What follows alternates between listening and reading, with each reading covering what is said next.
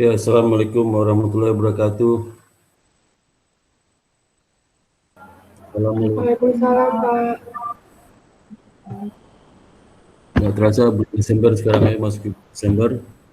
Dan kita hari ini masuk ke kuliah yang ke-11 ya. Ke-11 waktu kita tinggal 3 kali lagi kuliah. 3 kali atau 4 kali lagi ya. Eh, ya 3 kali lagi dengan ini ya. 4 kali lagi dengan ini ya. Jadi sebelum akhir Desember kita sudah selesai kuliah ya. Jadi nanti saya ada kuliah pengganti ya, kuliah pengganti karena mungkin di minggu ke-4 Desember saya nggak bisa itu ya, nggak bisa apa mengajar ya, jadi saya ganti. Nanti kita cari ada gantinya, mungkin digantinya itu kalau sudah berkenan ya, jam 6:30 bisa nggak ya? 6:30 malam. Jam 18.30 nanti. Hari 18.30 apa, Pak? hari Kamis saja, Kamis bisa, Kamis ini. Nanti didiskusin dulu ya, Pak. Soalnya Iya. biasanya ada asdos. Oh, sudah ada juga. Mau malam Mas Dos ya? Kadang-kadang ada, Pak. Apa? Kadang-kadang ada. Oh, berarti belum belum mereka belum bikin kan? Berarti gini aja, kalau ada Asles bilang Kamis 18.30 udah Pak Sparta ya. Jadi ganti cari hari yang lain aja ya. Yang lain aja. Ya. Iya, Pak. Jadi ya Kamis ini tuh Kamis depan, terserah mana maunya. Kamis ini tuh Kamis depan. Iya, Pak. Nanti dikabarin lagi ya, Pak. Iya, iya, iya. Soalnya saya tanggal 21 udah cuti saya. 21 Desember udah cuti. Jadi pada 21 itu masih ada kuliah kayaknya ya. Sudah kuliah.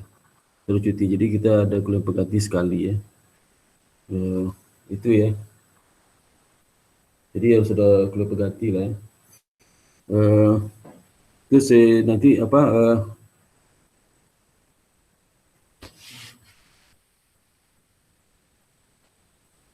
itu saja ya yang saya sampaikan ya.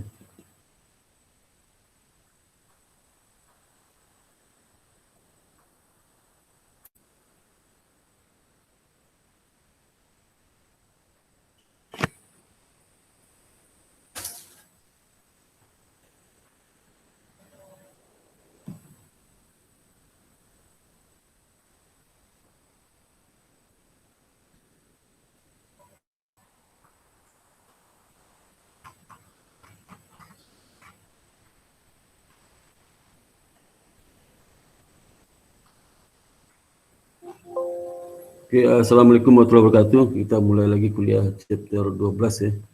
Chapter 12 itu kita membahas tentang intangible asset ya. Intangible asset. Jadi aktiva tidak berwujud ya. Tidak berwujud. Jadi apa? Sebentar.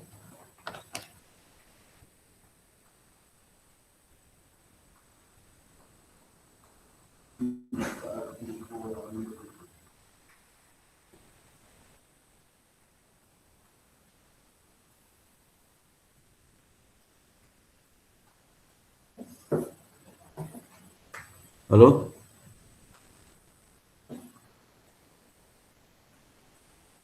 Iya, Pak.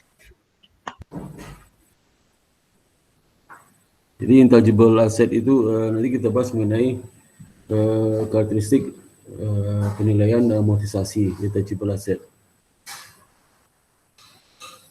Beliau menjelaskan berbagai tipe perhitungan ya terkait intangible asset ya, accounting for ya. Berbagai tipe akuntansi perhitungan dalam intangible asset. Kemudian yang ketiga menjelaskan isu-isu akuntansi yang terkait dengan pencatatan goodwill. Yang keempat mengidentifikasikan prosedur impairment ya, dan penyajian pada persyaratan penyajian bagi intangible asset.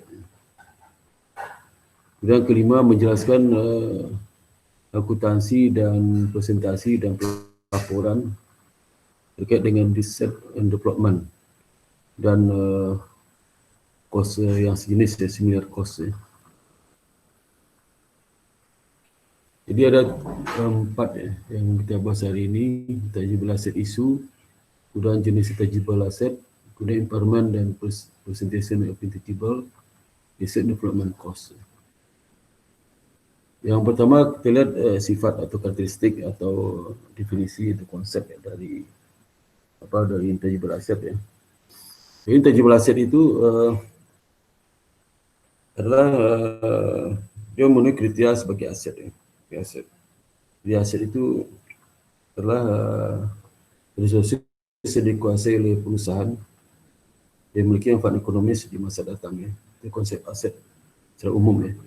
Dan itu intangible asset itu memenuhi ya, definisi itu ya. Definisi itu.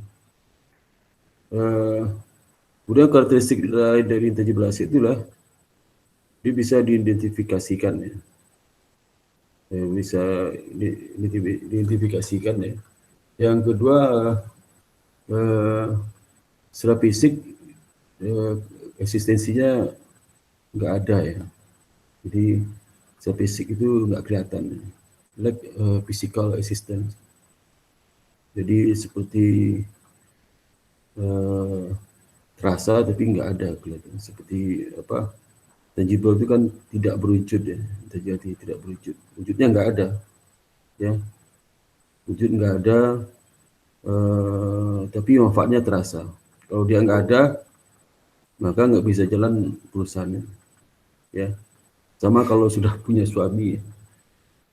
Kalau punya apa ya, bukan punya suami ya. Apa ya, kekuatan seperti apa ya, saudara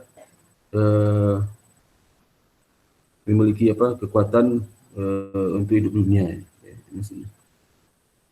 Dan juga sudah misal punya Tuhan Allah ya. Allah itu secara fisik nggak kelihatan tapi terasa ada di kehidupan kamu ya. Itu fisiknya kelihatan ya. Contohnya seperti di perusahaan itu izin itu kan nggak ada wujudnya, izin usaha ya. Izin yang kalau untuk memperolehnya bisa miliaran ya, itu diakui sebagai aset. Pengeluaran untuk dapatkan izin itu ya gitu. Jadi kalau nggak ada izin ya nggak bisa. Kalau apalagi kalau punya perusahaan transportasi ya, kalau dia nggak ada izin nggak bisa jalan, nggak bisa dapatkan income, nggak bisa beroperasi. Nggak ada izin itulah dia bisa beroperasi, dapatkan income. Nah, izin trayek itu termasuk intangible asset karena bermanfaat. Ya. Sama seperti kalau surat nikah itu izin nikah itu disebut intangible.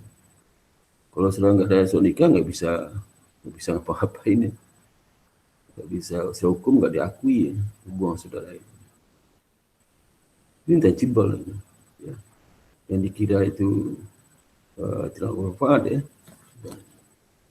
Kemudian non monetary asset ya. Dia bukan aset moneter. Aset moneter itu apa?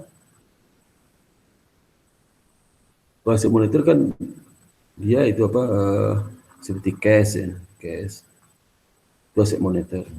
Seperti deposito, itu aset moneter.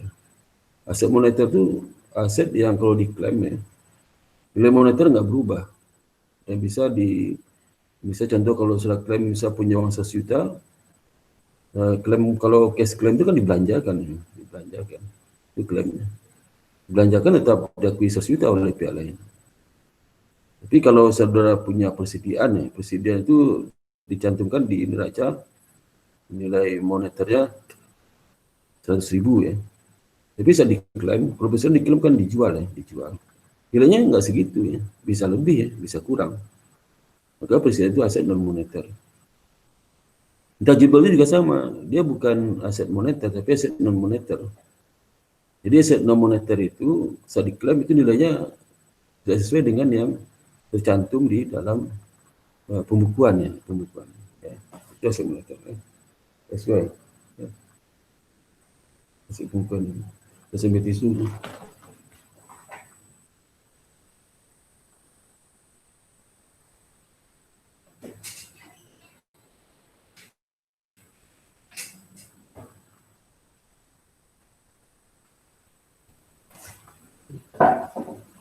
Jadi itu non-monetary asset.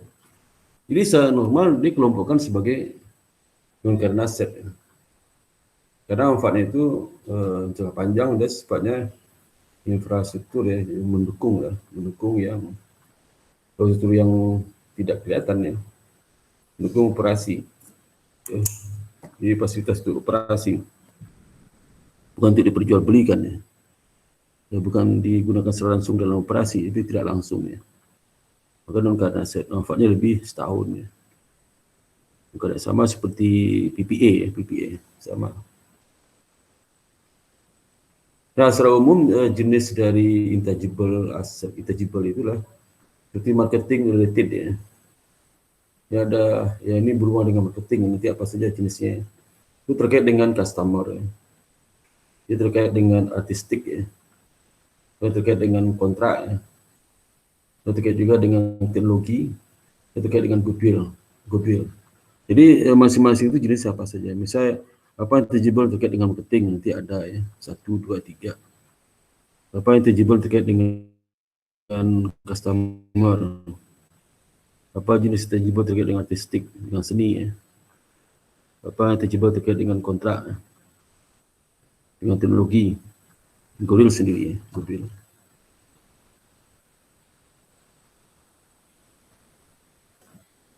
Dan penilaian dari intangible asset itu gimana gitu. Jadi saat intangible itu dibeli ya, diperoleh ya. Dibeli terus diperoleh.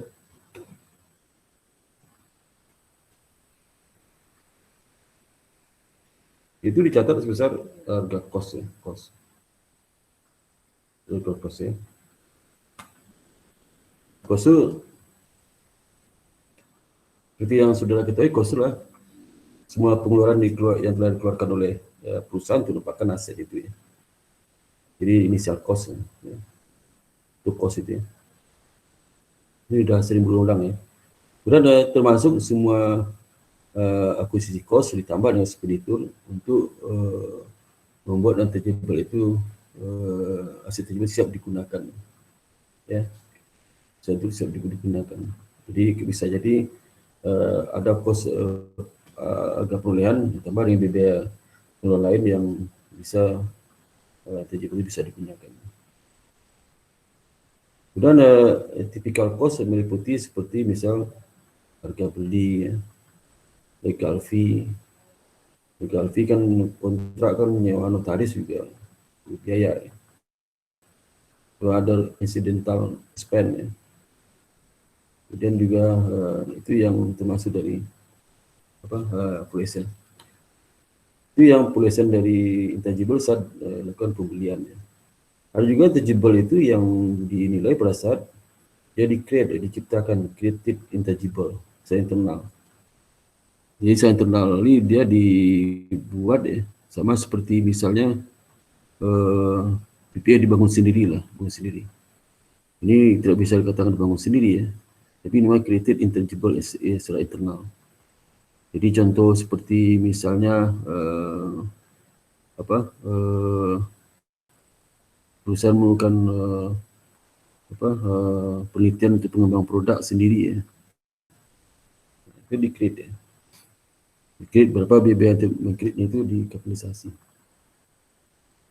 Jadi mungkin termasuk paten ya. Paten kan perusahaan saya ceritakan tadi ada biaya riset dan pengembangan, kemudian biaya-biaya lain ya.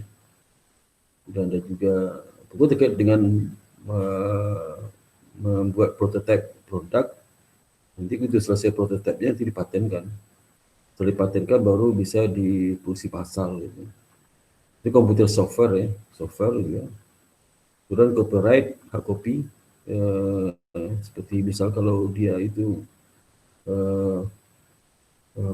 pengarang itu, bikin buku, ada prosesnya, kemudian dicetak, jadi hak copyright itu adalah semua pengarang itu, ya melalui penerbit misalnya.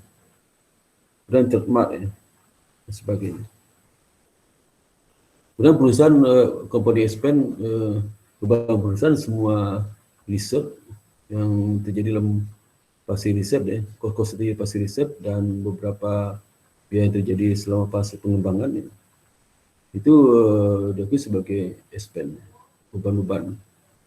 Karena R&D itu diakui expense ya, kecuali memungkinkan dikapitalisasi kalau seandainya dengan manfaat bisnis di masa depan.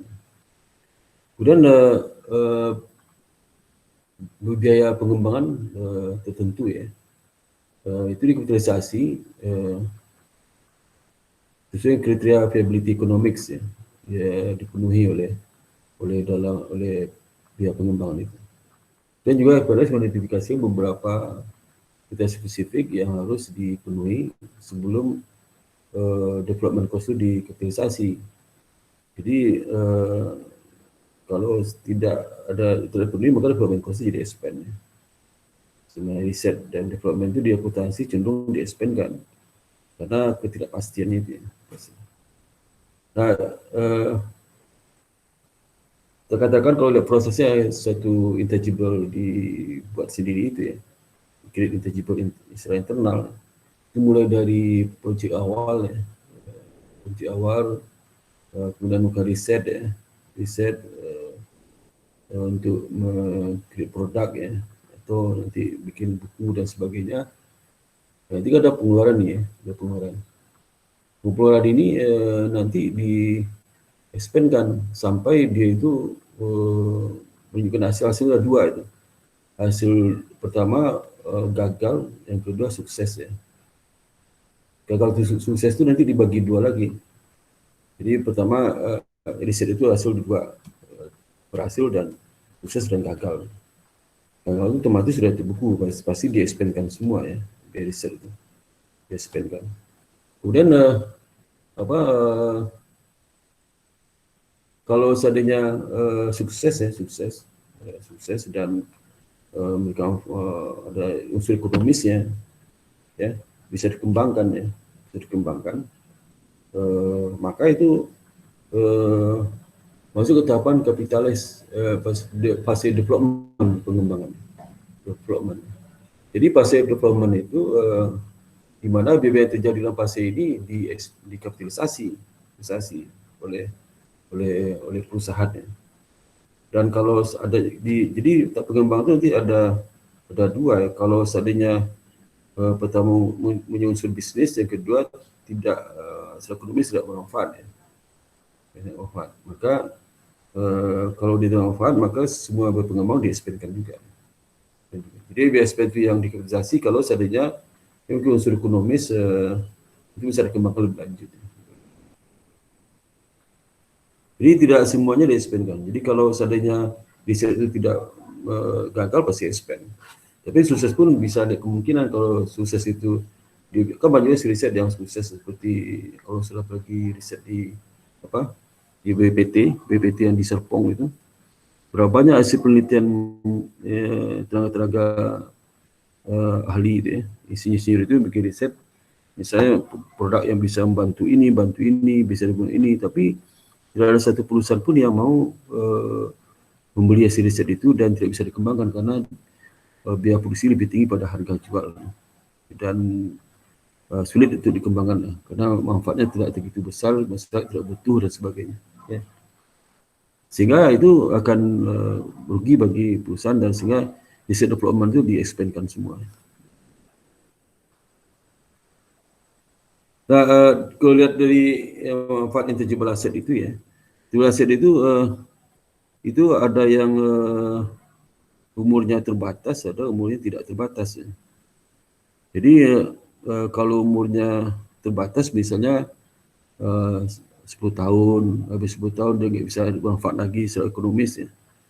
Sehingga selama 10 tahun itu nilai harga pula itu dialokasikan ke expand, diamortisasikan selama umur ekonomis ya. Digunakan metode garis lurus.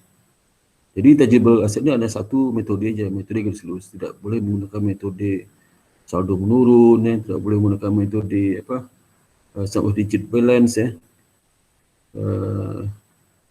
Kemudian sum of digit method ya. Kemudian tidak boleh menggunakan metode identifikasi khusus ya. Itu tidak metode unit produksi metode produksi tidak boleh. Jadi harus menggunakan metode stack line method ya. Jadi kalau limited life intangible ya, dia harus diamortisasi, secara tematis harga polen itu ke masing-masing umur ekonomis diakui sebagai expense. Dan juga amortisasi expense harus direfleksikan pola di mana perusahaan mengkonsumsi atau menggunakan aset tersebut, ya aset tersebut.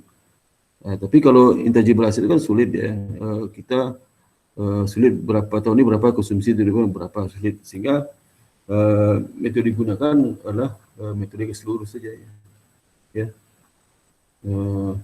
Jadi aset nanti dikredit ya, guna akumulasi amortisasi di debit ya, di kredit akunnya di kredit ya. Jadi kalau kita beban amortisasi di kreditnya lah akun intangible atau bisa juga akumulatif amortisasi. Akumulasi harus adalah cost dikurang dengan residual value. Jadi namanya apa aset yang bisa didepresiasi ya, depreciable aset. Dan perusahaan harus mengevaluasi umur dari intangible itu setiap tahun ya, setahun. Apakah turun atau tidak? Karena ketidakpastian ya, dari intangible aset itu. Kalau dia umur tidak terbatas, berarti tidak perlu diamortisasi. Ya. Jadi karena limitnya tidak ada, sehingga aset ini diperkirakan limit memberikan cash flow itu tidak terbatas lah. Jadi tidak perlu amortisasi. Tidak amortisasi sehingga aset itu harus dilakukan impairment tidak setahun sekali. Ya. Jadi kita dapat sampaikan di sini ya. Jenis tangible ada yang limited life ya, ada indefinite life ya. Umur terbatas dan tidak terbatas. Kemudian pada saat dibeli ya, diperoleh pertama kali itu semua biaya dikapitalisasi. Kemudian kalau secara internal di create ya, maka intangible itu di-expand seperti biaya apa biaya riset dan pengembangan ya, di-expand semua. Untuk amortisasi selama umur manfaat ekonomis, kalau dia tidak terbatas berarti tidak perlu amortisasi. Kemudian implementasi perlu dilakukan dengan membandingkan carrying value terhadap recoverable amount ya. Apakah recoverable amount itu lebih tinggi atau lebih rendah daripada carrying value dari buku. Kalau dia lebih tinggi berarti tidak ada impairment. Kalau di bawah berarti ada impairment loss ya. Sama juga seperti kalau seandainya indefinite life, intangible harus implementasi juga. Jadi implementasi itu berlaku setiap tahun bagi intangible walaupun umurnya terbatas ataupun tidak terbatas ya. Harus ya. Karena jenis tangible asset itu kalau lihat ada 6 kelompok ya. Tadi saya jelaskan itu terkait dengan marketing ya, customer, terkait dengan artistik, terkait dengan kontrak, terkait dengan teknologi dan goodwill ya. Itu ada 6 kategori ya jenisnya. Jadi kalau intangible asset yang terkait dengan marketing contoh seperti ini trademark atau trade name ya, newspaper, masjid ya, internet domain names and non-competition agreement ya. Jadi itu masuk seperti itu. Dan itu jadi ada ini terkait marketing ya. Ya. Kemudian juga berdasarkan hukum secara umum, hak untuk menggunakan trademark atau trade name ya itu eksklusif pengguna original itu bisa menggunakan menggunakan haknya sesuai dengan kontrak itu kontrak. Jadi kemudian harga beli itu dikapitalisasi. Jadi misal kalau seandainya saya beli trademark di perusahaan lain ya, trademark atau kalau saya create berarti kan saya urus sendiri trademark itu, nanti biayanya kan luar biasa besar ya. Itu kapitalisasi. Tidak ada amortisasi, ya. Jadi kalau trademark itu newspaper, masjid, internet domain, Itu tidak memotivasi. Kenapa? Karena kalau Trade itu kan umurnya nggak terbatas gitu ya. Tapi harus implement test ya. Misal contoh saya punya merek dagang, beda sama nama perusahaan ya. Misalnya nama PT apa, tapi dagangnya bisa di apa ayam goreng ya, contoh ayam goreng A, ayam goreng B, tapi perusahaannya beda dengan nama terbaru itu. Ya. Nah kalau ternames itu nanti tidak bermanfaat atau perusahaan bangkrut, image masyarakat turun, dijual nggak laku, berarti harus di-expandkan itu.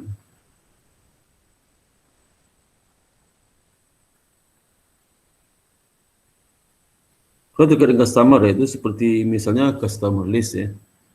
Customer list itu kalau perusahaan beli data ya, data ke lembaga jual data, sekarang banyak sekali big data itu dijual ya. Harganya mahal ya, maka digitalisasi sebagai intangible asset ya. The order the production backlogs ya. Dan juga kontraktual dan non kontraktual customer relationship ya. Ini juga bisa diakui sebagai tangible asset. Jadi ya semua biaya akuisisi dikapitalisasi, kemudian dilakukan amortisasi. Model ekonomi ini mulai terbatas ini, terbatas ya, kontraknya. Jadi kita lihat contohnya ya. Misal green market memperoleh customer list ya, dari perusahaan besar ya. Jadi customer list dari kalau kita mungkin media itu banyak sekali ya. Seperti contoh sekarang kalau sudah beli data Google tuh itu luar biasa datanya, dijual ya. Jual bisa beli data tentang target customer sudah di Indonesia itu misalnya anak-anak ya. Nah, itu Google tuh bisa memberikan data, kalau minta apa? Data rumah tangga, orang tua, ada semua itu. Umur berapa mereka ada semua provinsi. Nah, saya lihat juga perilakunya ya, perilaku ada semua ya. Kemudian trennya gimana, tren gaya hidupnya gimana, ya, apakah berapa persen dari penduduk yang Indonesia ini yang memiliki gaya hidup yang suka ganti-ganti kalau sudah produk lifestyle, misalnya pakaian ya, jadi gimana, atau jam ya, itu ada datanya. Siapa berapa kali beli jam itu ada, ya, berapa memiliki jam udah berapa ada juga ya datanya. Sampai ke anak SMP, SMA ada semua, ya. Dari setiap provinsi kecenderungannya gimana? Misalnya provinsi ini suka ganti jam, provinsi ini suka ganti kacamata ya, kacamata ada. Di provinsi ini orang suka beli kacamata ada juga. Itu data di Google tuh ada tuh. Big datanya ada. Ada orang yang suka beli ganti-ganti potong rambut gitu ya. Jadi ada provinsi tertentu tingkat penduduk yang banyak ke salon tuh ada datanya. Ya. Datanya ada. Ada yang jarang ke salon ya. Jadi kalau saya target saya untuk produk yang terkait dengan perawatan rambut ya cari aja data itu ya. Jadi beda dulu ke orang pakai insting ya. Kalau bikin perusahaan itu saya bikin perusahaan bikin usaha di daerah A, pakai insting aja. Pergi situ, wah ini kayaknya banyak pembeli. Nah, itu insting apa? Hanya sifatnya lokal ya. Tapi kalau sudah mau bikin produknya nasional yang bisa jual provinsi itu nggak bisa insting ya, bisa insting. Tapi kalau sudah bikin warung ya, warung makanan bisa insting karena sudah konsumennya sekitar situ aja. Jadi saya lihat di situ, wah ini kayaknya orang tinggal di banyak orang Jawa nih, ya. Itu yang masakan Jawa yang enak itu belum ada di sini. Dan banyak yang tinggal di sini anak muda, suami istri kerja, jadi kan suka beli makan di warung gitu. Ya, itu insting aja, insting. Wah nak bikin di sini nih, ya. Tapi kok nggak ada rasa, kok nggak punya insting itu jangan coba nih. Maka banyak pengusaha-pengusaha yang tak awal itu nggak ada insting ya. punya data, coba-coba kan bangkrut, bangkrut. Jadi biaya apa ini apa lending berduingnya mahal sekali, gitu. Jadi itu yang contoh customer list seperti itu. Dan green market ini memperkirakan benefit dari information evenly selama 3 tahun per 3 tahun yang disampaikan yang dibeli itu menunjukkan ada benefitnya lah ya. Jadi dari catatan pembelian, customer list dan amortisasi customer list untuk setiap tahun menggunakan segment basis ya. Ya. Jadi manfaatnya itu ada selama 3 tahun ya. Per 3 tahun ini diperkirakan dari 3 tahun mungkin terjadi perubahan selera ya. Beli lagi datanya ya. Kalau masih pakai data lama kemungkinan nggak bisa berkembang perusahaan itu. Jadi udah 3 tahun nih ya, dia masih menjual produk itu ya. Padahal data tadi itu masuk udah berubah, bisa rugi. Jadi dilakukan pembelian lagi itu biasanya dibeli lagi data baru, lihat seranya seperti apa. Oh dulu menggunakan produk A, sekarang produk B, itu di-create produk A itu ya. Nah kalau UKM itu kan pakai insting aja. Usaha kredit menengah itu kalau bikin usaha itu insting aja. Karena kenapa insting bisa sukses? Karena untuk customer sekitar situ, lokal customer. Sehingga kalau kita catat akuntansi, cari customer list pada cash, di customer list. Ya. Dan setiap akhir tahun kan disebutkan itu dibagi 3 aja. Kalau residunya nggak ada, berarti 6 juta bagi 3 dapat 2 juta ya. Masih amortization expense pada customer list ya. Gitu. Jadi bisa 2 ya kreditnya. Tadi sebutkan tadi apa kredit itu bisa ini, bisa apa? Tadi ada tadi. Bisa dikredit ke apa ke aset intangible yang bersangkutan, yang mengurangi nilai aset intangible, atau bisa juga ke akumulasi amortisasi. Nanti akumulasi amortisasi sebagai pengurang dari aset yang bersangkutan. Kemudian artistic related intangible asset. Yang ketiga intangible asset yang 3 artistic. Jadi yang jenis ketiga ya, kriteria ketiga itu. Contoh seperti plays, literary works ya. Kemudian musical works, pictures, photograph, and video, and audiovisual material. Jadi kalau saudara di YouTube kan kelihatan itu. Sebab saudara sudah post video lagu di YouTube, itu keluar nanti klaim copyright, klaim ini ada fotografi yang diklaim sebagai hak bisa digunakan ya. Video, audiovisual material ya, pictures, gambar dan sebagainya. Ya, saya juga ini di film ya, ada juga seperti play itu model-model permainan ya, itu bisa juga. Copyright itu dijamin umurnya kalau di Amerika 5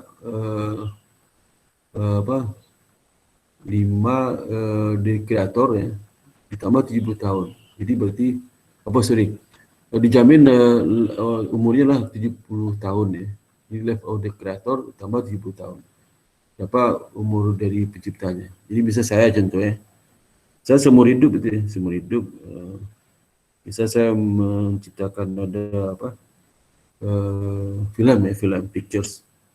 Nah, film nanti film saya itu copyrightnya lah sampai saya mati. Nah setelah mati tambah 70 tahun lagi, itu maksudnya.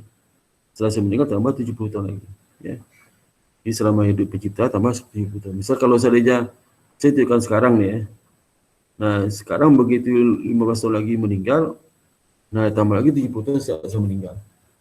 Selama 70 tahun meninggal itu saya dapat copyright, tapi ke waris saya mendapatkan. Seperti Elvis Presley itu udah berapa tahun saya meninggal itu. Kalau udah 70 tahun udah hilang itu copyright sih. Ya. Tapi kadang diperpanjang oleh si ahli warisnya. Diperpanjangannya. Karena masih banyak lagu-lagu Elvis Presley itu diminati oleh penggemarnya. Misalnya penggemar dari yang tua sampai yang muda juga ada. Tapi selalu enak lagunya. Sama Matt Monroe juga anak lagunya, Matt Monroe, ya. Itu mirip lagu dia sama Elvis tu, sama-sama tahun terkenal sama satu generasi itu, ya. Atau seperti lagu John Lennon itu juga sama itu, ya. Jadi copyright itu selama dia hidup sampai dia meninggal, kemudian tambah lagi 70 tahun, ya. Nah, semua biaya untuk memperoleh copyright itu utilisasi, ya, dan defending, ya, untuk mendapatkan posisi dan defending. Jadi defending maksudnya ada yang klaim kasus pengadilan, dia di-defend oleh orang lain sehingga ada biayanya, itu utilisasi, ya. Jadi kalau dia menang itu biaya yang dia ngurus hukum itu diutilisasi semua. Kemudian ada masih expand selama memanfaat ekonomi sehingga apa less dikurang dengan legal life, ya, legal, ya. Jika lebih kecil dari umur legalnya. Jadi maksudnya gini, umur legalnya itu kan selama umur pencipta tambah 70 tahun kan. Tapi kalau dipikirkan manfaat ekonomisnya tidak sampai segitu, ya, bisa hanya 30 tahun, ya, berarti 30 tahun, ya, gitu.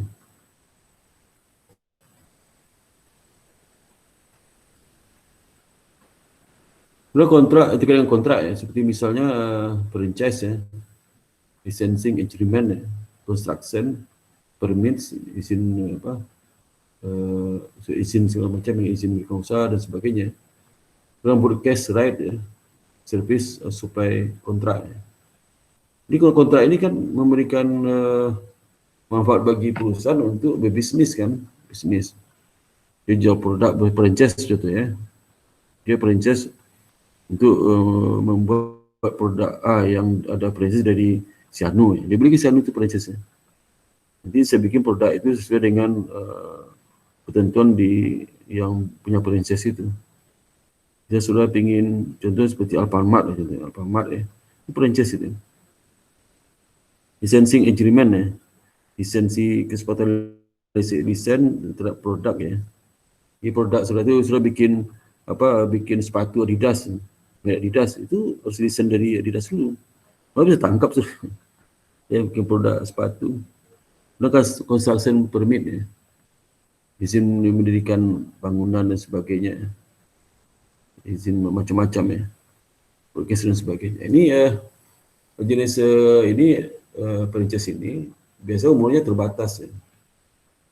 Misalnya kalau sudah franchise untuk bikin usaha Alfamart itu ada keterbatasan usaha 10 tahun 15 tahun ada, ya. Saya nggak tahu persis berapa tahun itu, ya. Sehingga sudah disuruhkan selama umur kontrak franchise itu. Jadi menangkap garis lurus, ya. Kalau franchise-nya umur tidak terbatas, kapal itu dikerek terus, ya, dibawa ke depan dan tidak perlu demonetisasi, ya. Tapi ingat, ya, walaupun dia tidak umur tidak terbatas, ada ketentuan yang 17 itu harus dilakukan impairment test, ya. Jadi kalau seandainya di tahun kelima ternyata franchise kita tuh udah nggak laku, ya. Misal produk itu kalau dibikin, ya pasti rugi karena peminat udah jarang. Ada beli satu-satu berarti tidak secara ekonomis tidak menduduki. Itu franchise itu harus di-expand itu, ya. Expand dulu. Jadi kan bisa tidak terbatas, ya. Lebih franchise dari si A punya franchise sekali aja seumur hidup gitu, ya. Usah habis kontrak beli lagi nggak usah kan.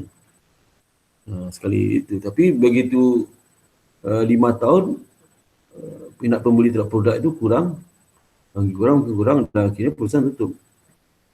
Nah, franchise sudah expand kan. Kalau tingkat teknologi, ya, contoh seperti paten, ya, teknologi granted by government body, ya. Jadi ini dijamin oleh pemerintah. Kalau ada pihak lain yang mencuplaknya ya, maka akan berhadapan dengan hukum ya, sangat tidak luar biasa. Di paten itu memberikan kepada pemegangnya hak eksklusif ya untuk menggunakan selama 20 tahun paten. Ya, paten itu. Jadi saya punya desain produk ya, saya patenkan produk itu. Ya. Paten saya itu bisa berlaku 20 tahun ke depan. Selama 20 tahun ke depan, tidak ada satupun orang bisa menjiplak produk saya. Jiplak maka saya tuntut di pengadilan untuk ganti rugi. Ya. Biasanya ini masalah perdata, masalah perdata. Ya. Kalau nggak sembuh ganti rugi ya, hukum penjara, kurungan ya, kurungan.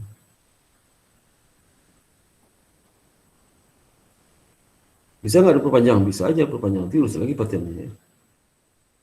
Jadi ya semua harga perolehan ya, harga untuk membuat paten segala macam itu dikapitalisasi ya. Sehingga nanti kemudian kalau seandainya paten dibuat sendiri kan ada R&D ya. Jadi semua R&D, biaya R&D di-spend-kan ya. Dan biaya development yang terjadi sebelum mendapatkan economic viability ya. Perceiving economic viability. Jadi ada unsur ekonomi saya mencukupi possible untuk di produk massal ya. Diamortisasi selama umur kontrak itu. Kontrak sebagai atau manfaat ekonomis ya. Jadi umur kontrak 10 tahun, manfaat ekonomis 5 tahun bisa aja.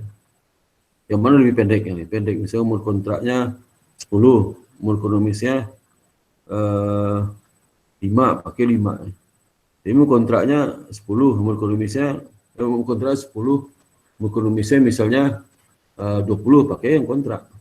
Ya. Lebih pendek. Jadi bukan lebih panjang. Jadi contoh seperti ini ya. Misalnya paten itu bisa 20-30 tahun ke depan masih memungkinkan ya, paten itu bisa memberikan hasil keuntungan bagi perusahaan. Tapi kontrak cuma 10 tahun, nah bagi 10 aja. 10 ya. Misalnya contoh, dia kontrak beli paten itu untuk 30 tahun. Tapi ekonomis paling 10 tahun, setelah 10 tahun udah nggak manfaat lagi. Berarti 10 tahun dipakai ekonomis ya, bukan jangka waktu kontrak. Ya. Jadi misalnya perusahaan ini telah terjadi ada biaya legal ya 180 juta 1 Januari ya, 2019 untuk mendefend paten dengan sukses ya. Jadi ada biaya hukum, biaya legal untuk mempertahankan paten itu ada biaya legalnya 180.000. Manfaat paten itulah 10 tahun. Dia mutasi dengan seluruh merecord legal fee ya, dan amortisasi pada akhir tahun 2019 bagi berikut. Ya. Jadi ya paten diakui 150.000 ya, karena dia bukan biaya 10.000 sehingga dapat hak paten ya, untuk bisa mendefend paten. Kemudian case-nya 150.000. Nah akhir tahun nanti dia hitung amortisasi seluruh ya. Jadi sekali lagi saya ingatkan intangible asset itu semua harus pakai metode lainnya. Tidak boleh metode lain. Bagi 10 berarti 18.000 ya. Nah, akhir tahun harus dilakukan impairment test. Ya. Goodwill, tipe intangible dari aset, goodwill. Ya. Goodwill ini itu secara konseptual itu menyajikan suatu itu menggambarkan lah muncul economic benefit yang muncul dari aset lain yang diperoleh dalam kombinasi bisnis ya, yang dimana secara individual tidak bisa identifikasikan dan secara terpisah diakui. Jadi misalnya goodwill itu tidak bisa kita misalnya goodwill itu kan artinya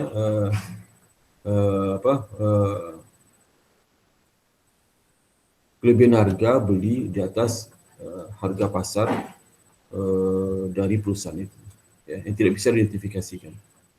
Contoh misalnya kalau saya beli ada PTA ya, PTA. Saya beli eh, harganya apa 100.000 ya. Tapi nilai bukunya 50.000, 50.000 ya. Nilai neraca itu relatif bersih 50.000. Nah, kemudian dilakukan evaluasi kembali harga pasar ya. Bila kembali harga aset sama harga utang setelah market value. Dan terdapat harga pasar itulah aktiva bersih harga pasar itu aktiva dikurang utang dengan harga pasar dapat net aset based on market value itu bisa 70.000 ya, 70.000. Saya belikan 100.000. Berarti dari 100.000 dikurang 50.000 nilai buku 50.000 itu ternyata bisa identifikasikan kenaikan harga pasar 70.000. 30.000 lagi nggak bisa dicek lagi, waduh nggak ada lagi harga pasar sudah pas semua. Jadi 30.000 itulah kenaikan dari harga beli atas harga pasar yang sudah tidak bisa identifikasikan. 30.000 itu kenapa? Apakah karena persediaan dari nilai semua ya? Nggak ada lagi. Ya. Kalau dia bisa identifikasikan kenaikan harga itu karena naiknya nilai aset harus dilokasikan ke nilai aset. Tapi ini nggak bisa lagi. Ya. Berarti adalah nilai itu muncul karena adanya nilai secara keseluruhan dari perusahaan itu. Jadi kita tidak bisa pisah masing-masing. Ya. Itulah goodwill ya, itu goodwill. Ya. Dia atribut keseluruhan yang dimiliki oleh perusahaan itu, yang itu bikin dia tuh lebih 30.000 nilainya. Di 30.000 itu kenapa? Apakah atribut 1, 2 akan naik? Udah nggak bisa lihat lagi, udah dinilai harga pasar masing-masing atribut kok dipisah, udah dinilai kembali harga pasar. Jangan lagi. Tapi kita bersedia beli 30.000 lebih mahal pada harga pasar. Kalau kita yakin perusahaan itu memiliki image yang bagus dari customer ya. Kemudian tim sistemnya sangat bagus, SDM juga sangat berkualitas ya. Nah, produk-produknya juga selama ini sangat baik ya. Mungkin kesalahan dalam marketing aja atau salah penanganan dan sebagainya itu diperbaiki oleh pemilik yang baru ya.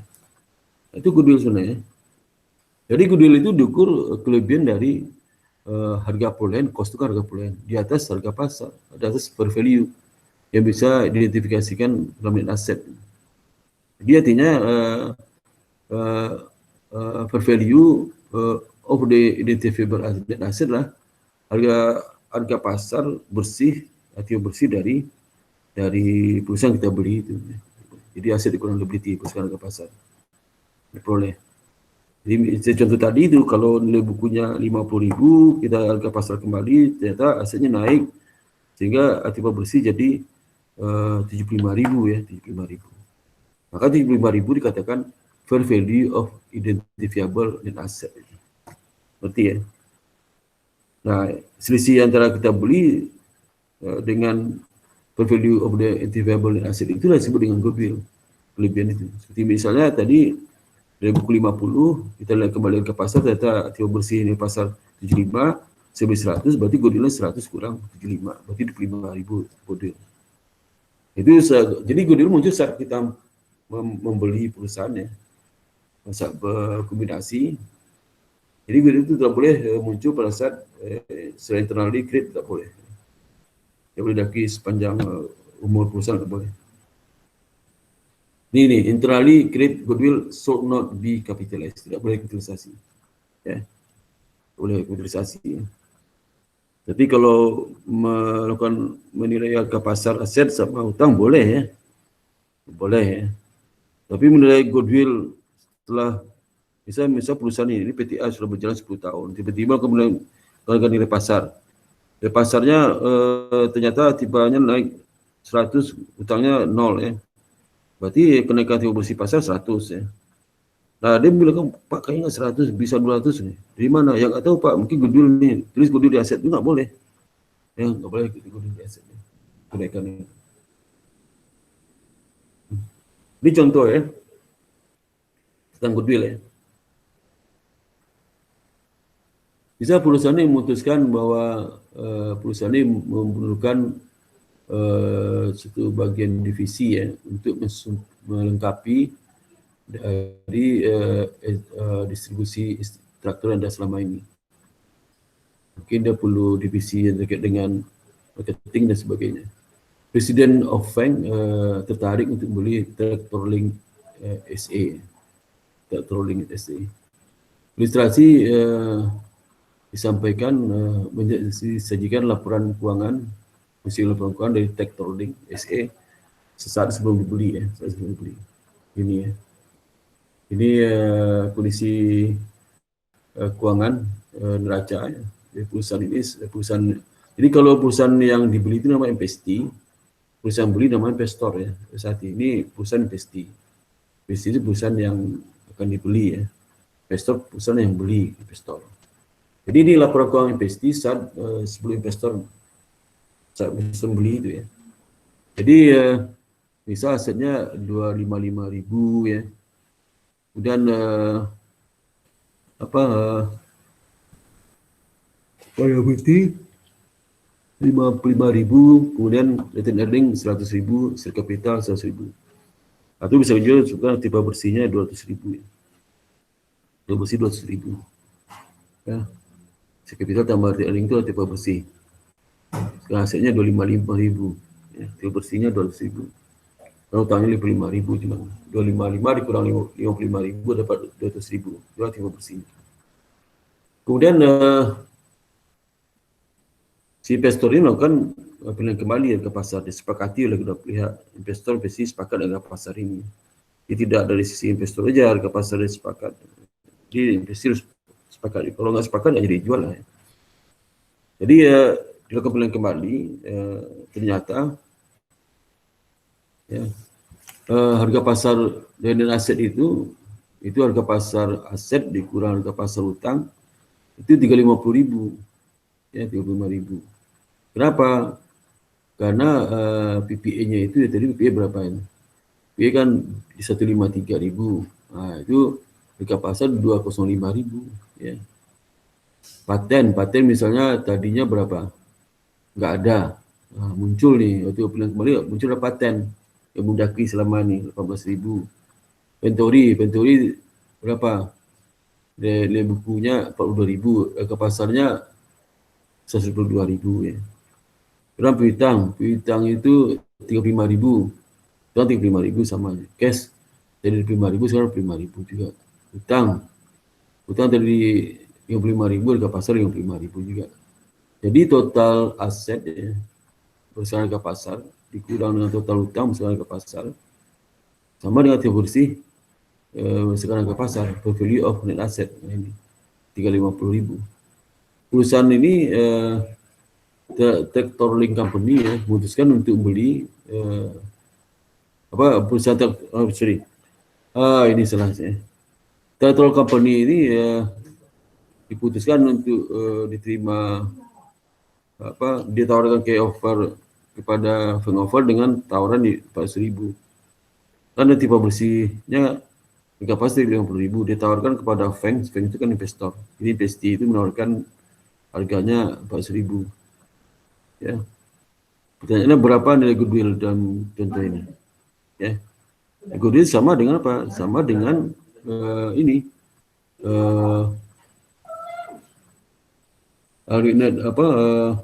bervalue 350.000 ya. Dikurang harga beli, berarti 50.000 ini. Kan 350.000 ini harga pasarnya. Kurang harga belinya 400.000. 50.000 lah nilai goodwill-nya. Ya. Sehingga pada saat dibeli ya, si investor itu mencatat transaksi ini seperti ini. Ini transaksi catatnya. Dicatat harga pasar itu semua harga pasar catat semua. Harga pasar dicatatnya ya. Harga pasar ya. Harga pasar PPA, patent, inventory, receivable, good cash ya. Kemudian liability 55.000, harusnya kan 350.000 cashnya. Tapi ada 400.000 kan. 400.000 makanya si 50.000 itu diakui di aset anak perusahaan itu, di perusahaan anak kan 50.000 di goodwill. Ya.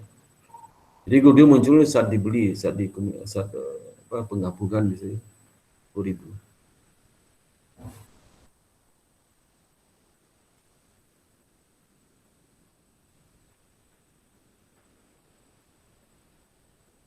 Kapan goodwill itu di write off ya?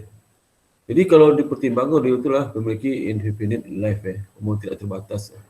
Saya tidak ada amortisasi, tidak ada amortisasi. Jadi nanti walaupun tidak ada amortisasi, tapi nilai buku dari goodwill itu disediakan impairment ya. Setiap minimal setahun sekali ya. Sekali impairment. Ya. Nah, bagian purchase harga beli itu lebih kurang dari fair value. Bagaimana kalau harga pembeliannya kurang dari harga pasar dan aset yang diperoleh? Di contoh seperti tadi kan harga pasar 390.000, dibeli 300 ya. Maka jumlah itu dicatat sebagai gains bagi pembeli atau investor. Ya. Gain, ya. Bukan diakui sebagai goodwill negatif ya. Ini kan dulu sewaktu konselor saya kuliah itu goodwill negatif. Ya. Diakui sebagai gains. Nah, intangible asset seperti intangible asset itu di impairment ketika perusahaan tidak mampu untuk cover aset di buku aset melalui penggunaan atau di penjualannya atau melalui penggunaan dari aset itu atau penjualan dari aset tersebut ya, aset intangible maksudnya. Nah, prosedur khusus untuk mencatat impairment tergantung pada jenis aset intangible-nya itu. Apakah ada limited life atau indefinite life ya. Termasuk goodwill juga. Goodwill kan termasuk indefinite life ya. Nah, saya lihat ya aturan untuk penerapan impairment PPA juga ditetapkan bagi limited life intangible ya. Sama ya. Sama. Impairment loss terjadi jika nilai buku dari aset intangible itu kurang dari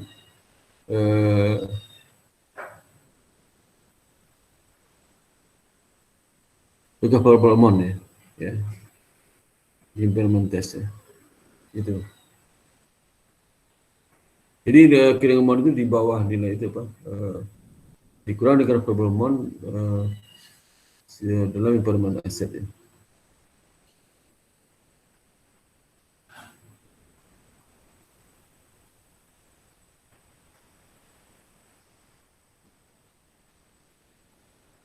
Ini contoh misalnya carrying amount ya, nilai buku dibandingkan dengan recoverable amount. Ya. Recoverable amount itu sebelumnya itu di intangible asset kan ada dua nilainya. Itu menggunakan fair value less cost of to sell, fair value in use ya, in use. Kalau di intangible mungkin fair value less cost to sell itu nggak ada lah, kayak nggak ada ya, sulit ya, sulit kita boleh sehingga recoverable ini menggunakan value in use saja ya, karena fair value cost to sell kalau di intangible sulit kita lakukan, karena kalau sudah beli paten kan sulit dijual ya. Gitu. Di sini menggunakan value in use ya. Tapi tidak untuk kemungkinan kalau ada harga jual bisa aja.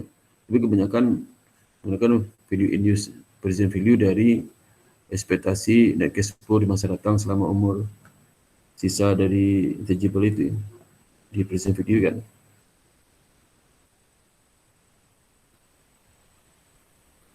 Jadi misal contoh ya, misalnya Dealers memiliki paten, ya, paten untuk melakukan eksplorasi minyak, ya, dari Slow Rocks, ya, di mana nilai bukunya 5 juta US dollar ya, pada akhir 2018 ya. Nah, sayangnya ya beberapa non-salt oil yang terakhir ya, yang dieksplorasi di daerah area perusahaan ini ya, itu secara adversely itu dipengaruhi oleh demand fossil oil teknologi, mendikatikan bahwa paten mengalami penurunan. Jadi paten itu karena selama ini ada teknologi baru ya, sehingga menyebabkan paten itu tidak bisa digunakan. Mengenai penurunan ya. Mungkin ada teknologi baru lagi, yang paten baru lagi lebih bagus ya. Nah, Lens menentukan recoverable amount untuk paten ya, berdasarkan value and use ya. Sebab tidak ada ini menyebabkan kenapa tidak bisa digunakan high value less cost to sell, karena tidak ada di active market untuk paten ini berapa harga jualnya, nggak ada. Sehingga Lens menentukan sendiri menggunakan value in use. Dari hasil value in use diperoleh present value-nya 2 juta US dollar, 2 juta euro ya. Berdasarkan discounted expected net future cash flow dengan menggunakan tingkat diskonto tingkat suku bunga pasar ya. Ini dia udah given. Terus soalnya ditentukan soal cari sendiri, misalnya soal tentukan misalnya net future cash flow, sisa umurnya sekian, bunga pasar sekian, waktu sisa umurnya sekian, soalnya harus hitung sendiri itu patent value Indonesia dengan present value, kan ditentukan sendiri ya. Karena kalau sudah tahu, mengerti bagaimana menghitung value Indonesia. Tapi kalau nanti di praktek sudah kerja di luar, soal ini ya harus tahu sudah ya. Karena biasa kalau kebutuhan untuk audit ya, general manager, untuk akuntansi, soalnya itu ya. Kalau nggak bisa ya susah ya. Itu terjadi biasa seperti ini ya. Saudara.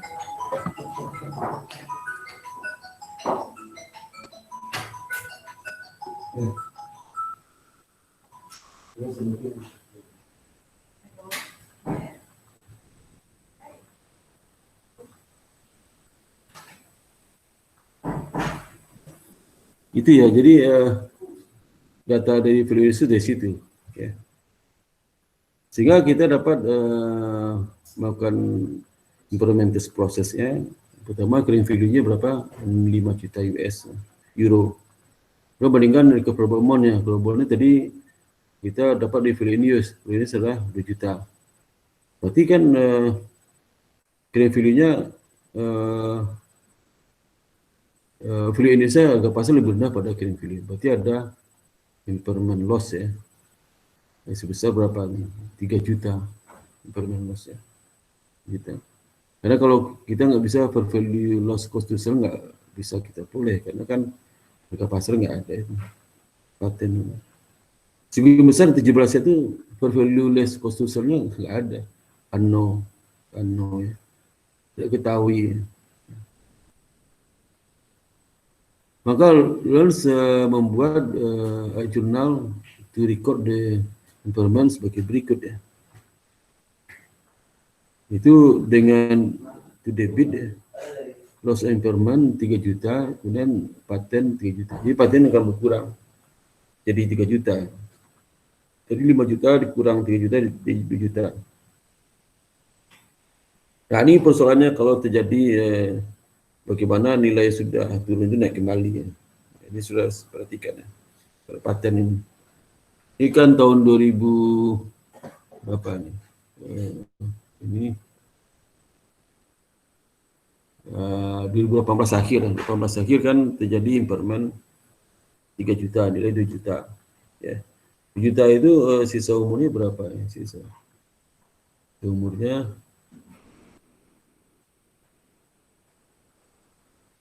ada sini.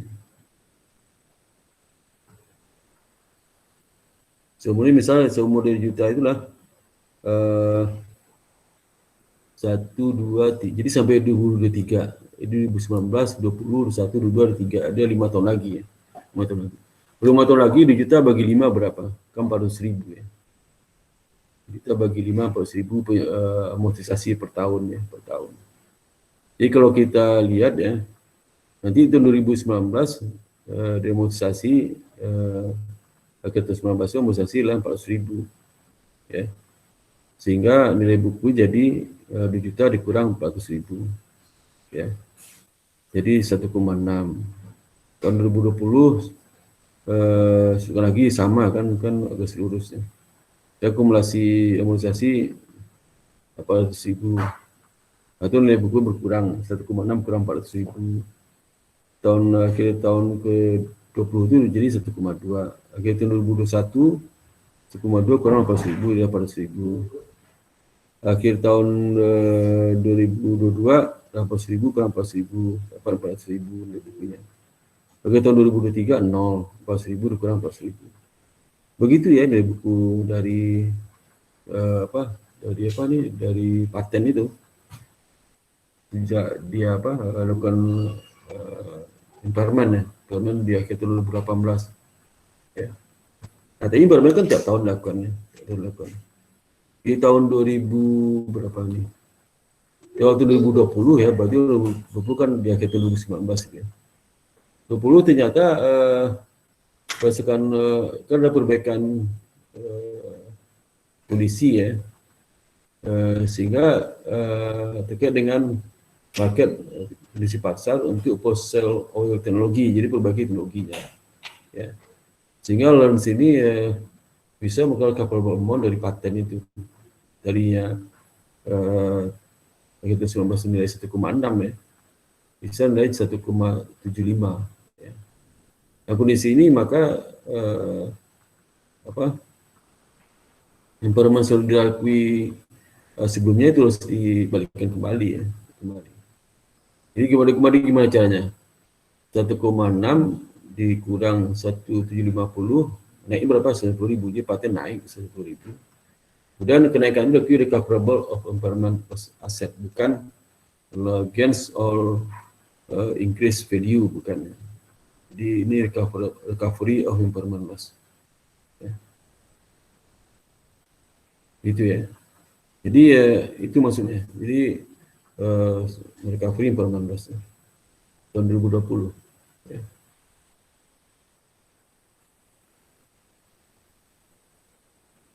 Sehingga dengan adanya jurnal ini, maka nilai buku paten berapa? Jadi tahun 2020 jadi 1.750, bukan 1,6.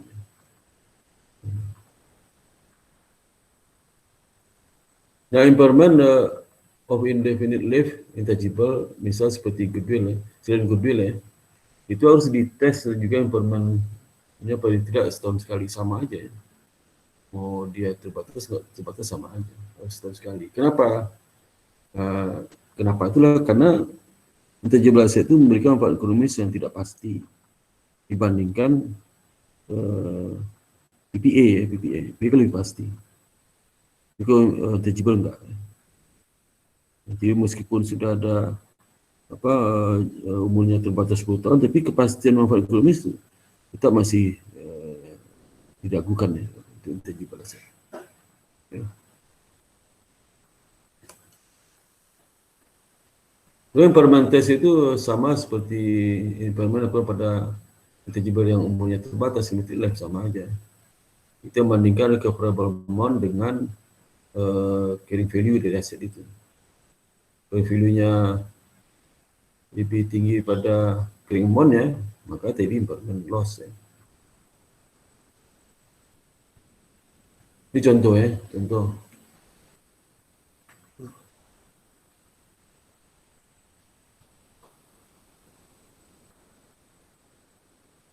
Misalnya Arkon Radio membeli broadcast license. Jadi misalnya license hak siar ya, acara, misalnya acara A, hak siarnya adalah pada produsernya. Jadi kalau radio itu ingin siarkan di radionya, harus beli itu hak suara broadcast license itu sendiri, ya, hak penyiarannya. Itu 2 juta. Sama seperti juga kalau TV beli broadcast license misalnya dekat dengan hak siar itu, hak siar atau sepak bola ya, sama. Lisensi ini bisa diperbaharui ya, setiap 10 tahun, bisa diperpanjang. Arkon Radio telah memperpanjang lisensi dengan GCC itu sekali, dengan minimal cost ya. Disebabkan diperkirakan cash flow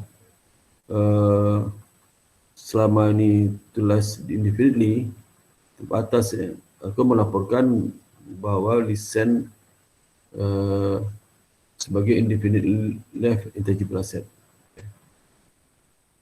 Akhirnya ZCC memutuskan untuk auction this lisen to the highest bidder instead of knowing them based on recent auction of similar license. Akan juga mengestimate the value less cost to sell. The less cost to sell, the comparable amount. It's licennya lah 1,5 juta. Ini ada apa? Value less cost to sell-nya, the comparable amount-nya ada. Ya, tidak menggunakan ini, tidak menggunakan value in use ya. Ternyata harga ada harga jualnya ada. Jual dikurang dengan pikiran BBM untuk menjualnya. Namanya net residual value ya. Residual value-nya ada. Ya. Tadi kan nggak ada. Maka carrying value dari broadcast listen itu 2 juta ya. 2 juta. Dikurang dengan recoverable amount. Recoverable-nya berapa? 1,5 juta. Berarti ada loss impairment 500.000 ya. Ini kalau berapa 1,000 jurnalnya apa? Ini karena sebelumnya tidak ada turun ya, bagi bukan recoverable, bukan recovery ya. Ini kan turun, bukan terkait dengan recovery juga ya. Ini kan naik ya. Ya. Nah ini ya, saya jurnal sama seperti biasa. Loss on impairment di debit kreditnya lah broadcast license sebesar 500.000. Bagaimana impairment goodwill dilakukan ya? Nah, bergoodwill kan sedikit rumit ya, karena kita melakukan impairment anak perusahaan tadi kan per masing-masing item. Goodwill itu kan impairmentnya keseluruhan ya. Kita harus nilai kembali asetnya berapa, liability berapa ya, nilai kembali seluruhnya lah ya. Dulu pernah mengasih workshop kepada perusahaan besar juga ya. Itu bagaimana sih penerapan ini PSAK yang baru waktu itu, PSAK dengan aset ya. Ada impairment di situ. Dia minta bingung nih, pelakuannya gimana. Karena aku lakukan PSAK itu setiap tahun, itu biayanya besar juga ya. Misalnya PTA, ada anak perusahaannya kepemilikan atas 60% ya. Misalnya 65% kepemilikan. Nah itu investasi pada anak perusahaan kan sedih itu. Dilakukan, misalnya saat dibeli itu harus muncul goodwill ya. Maka goodwill itu harus dilakukan impairment terus. Impairmentnya gimana? Akan menghitung harga pasar aset itu, aset dari perusahaan anak itu. Itu kan mahal juga biayanya, harus menyewa usaha appraisal kan, appraisal disewa itu mahal katanya. Ya, biaya tambahan. Bisa nggak kalau dia tidak lakukan impairment? Kayak goodwill itu. Jadi perusahaan itu cenderung tidak lakukan impairment kan. Karena impairment itu biayanya juga besar. Seperti goodwill terima ya. Jadi ya goodwill setiap tahun ya lumayan besar lah biayanya.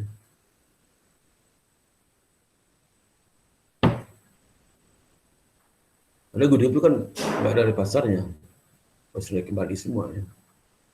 Ini impairment test untuk dilakukan berdasarkan cash generating unit. Cash generating unit, ini unit itu masih perusahaan, anak perusahaan ya.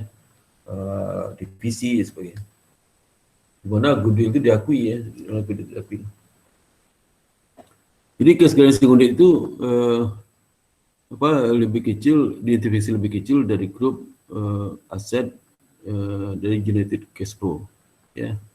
Estimasi recoverable amount untuk goodwill impairment itu biasa based on value in use, nggak bisa value in estimate, tidak bisa menggunakan per value cost to sell, nggak bisa ya. Karena nggak ada harga pasarnya. Goodwill impairment loss reversal. Jadi kalau ada goodwill impairment loss yang membalik, tidak bisa dibalik ya.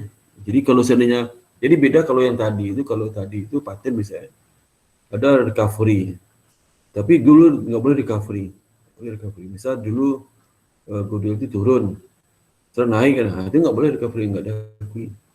Tapi kalau paten ya dulu turun ya, impairment, terus besok naik lagi, itu boleh kenaikan diakui. Tapi kalau goodwill nggak boleh. Reversal are not permitted, nggak boleh. Sama sistem akuntansi kita. Itu harus hati-hati itu. Jadi tidak semua tangible asset itu boleh lakukan recovery. Kecuali goodwill semua boleh, goodwill nggak boleh. Kenapa goodwill nggak boleh itu? Karena goodwill itu sesuatu yang sangat tidak pasti juga. Dia turun aja nilainya, boleh naik ya. Jadi impairment goodwill itu selalu sifatnya turun, nggak boleh naik. Itu artinya. Kalau paten bisa ada nanti dia recovery naik lagi. Goodwill nggak bisa. Ya. Berarti kan mau baik contoh ini, karena agak sedikit rumit ya. Goodwill itu. Simple sebenarnya, tapi kalau sudah nggak paham ya rumit ya.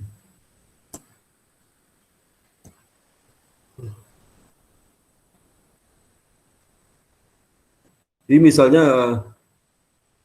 call by AG memiliki division, 3 divisi. Dia telah membeli satu divisi ya, namanya produk ya. 4 tahun lalu dibelinya, itu seharga 2 juta euro ya. Nah, sayangnya Prit itu berdasarkan pengalaman Prit ya, mengoperasikan divisi ini, itu selalu rugi terjadi selama 3 kuartal rugi. Makanya All by ini manajemen melakukan review divisi ini karena rugi terus ya selama 3 kuartal untuk tujuan impairment test yang lakukan setiap tahun. Nah, juga yang goodwill 100.000 dari pembelian ya, pembelian itu. Ini contohnya, misalnya goodwill nih, goodwill 100.000 itu muncul dari apa? Dari tipe bersih dikurang utang ya, utang.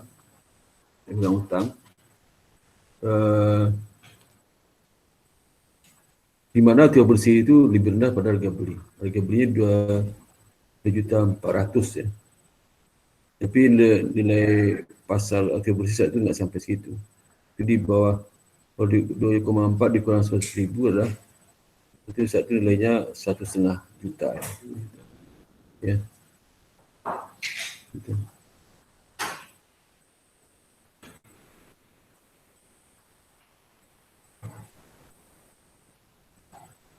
Nah ini intinya, ini apa 100.000 itu dapat nih goodwill ya.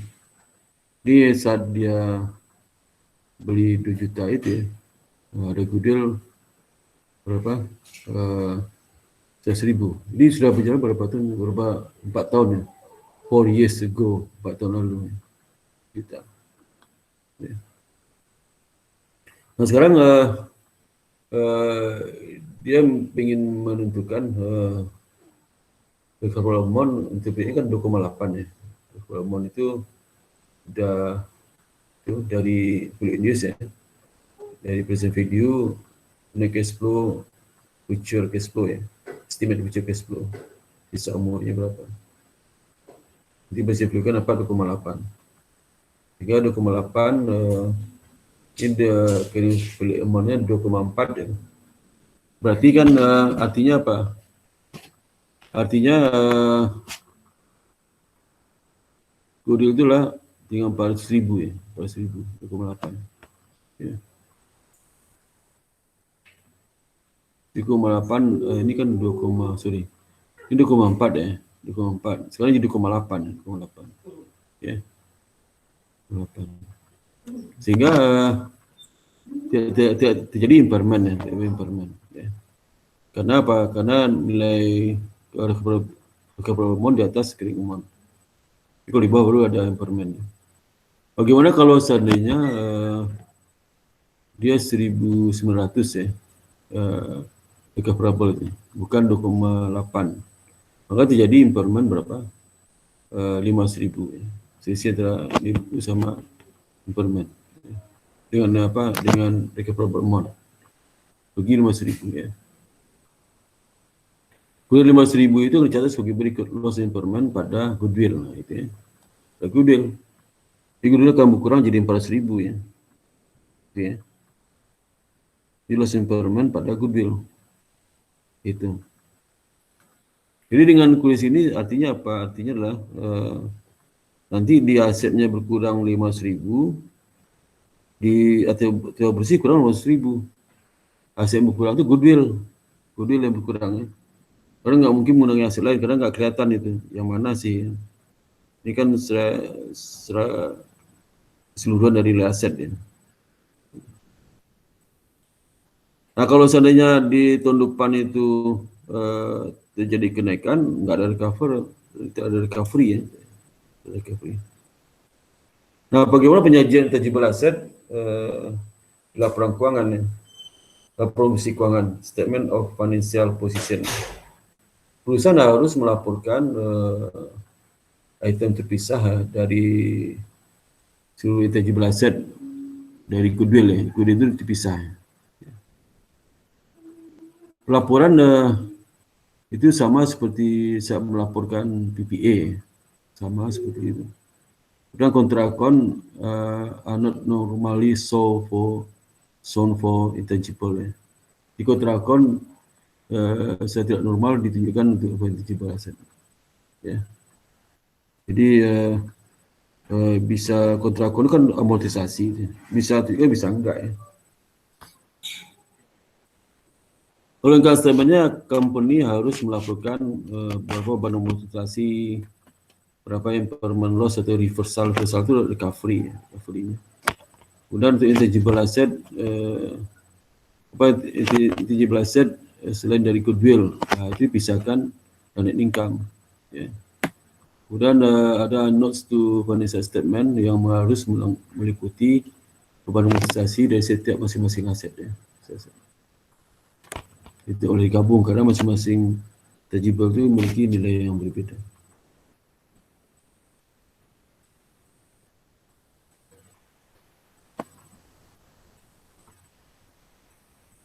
Jadi itu ya, jadi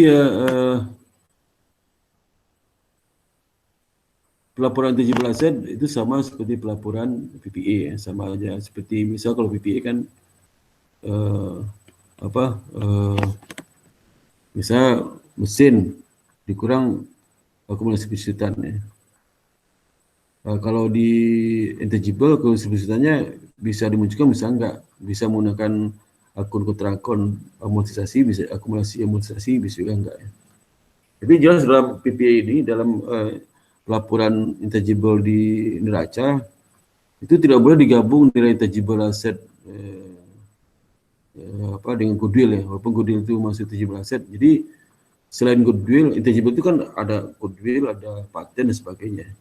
Seluruh intangible selain goodwill digabung satu bisa. Tapi goodwill punya akun sendiri ya, akun sendiri. Kalau digabung dengan intangible asset lainnya, maka goodwill intangible asset ini nanti intangible asset macam-macam nih ya. Ada paten, ada termas, ada royalty, macam-macam ya. Royalty. Seperti misalnya copyright ya, franchise itu terdiri dari itu ya, intangible asset. Nah sekarang terkait dengan research development. Research and development cost atau disebut R&D ya. R&D inilah dia bukan bagian dari intangible asset ya. Karena di akuntansi cenderung mengexpandkannya.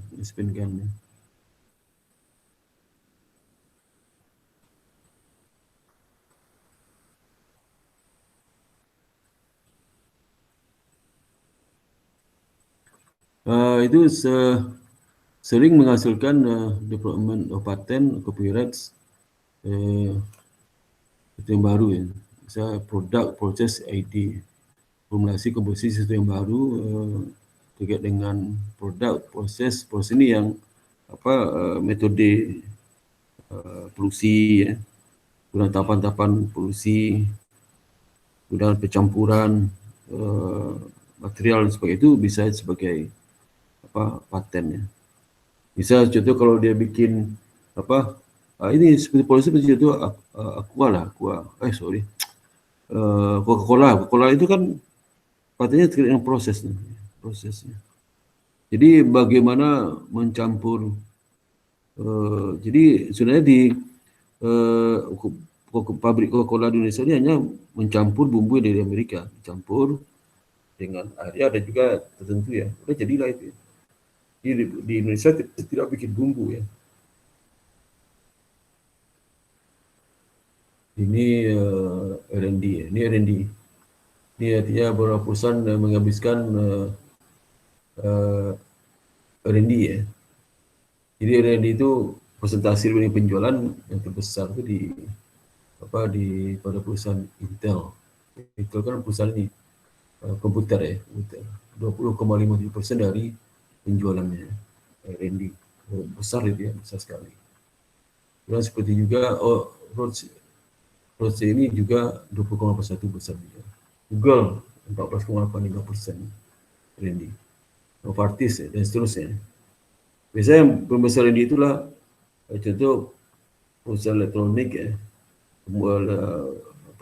internet, perusahaan penerbangan itu saja. Jadi set cost itu harus di-expand saat dia terjadi, lalu dikapitalisasi.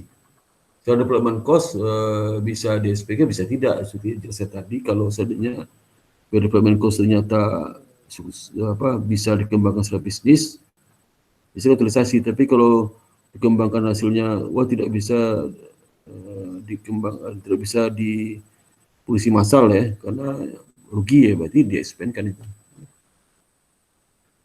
Jadi kapitalisasi itu dimulai pada saat project is far, not so long in the process. Such that the particular benefit of R&D project will flow to the company. Project secara ekonomi viable ya. Ekonomi itu sangat visible. Itu seperti tadi saya jelaskan tadi. Investasi kalau seandainya biaya pengembang itu menghasilkan prototipe di mana dia itu secara ekonomis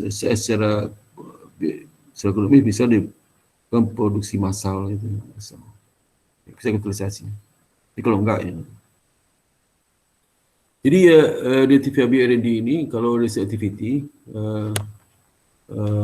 original plan investigation undertaken with the prospect of gaining new scientific or technical knowledge and understanding. Contoh seperti laboratory research aimed at discovery of new knowledge ya, searching for application of new research finding. Kemudian development activity ya,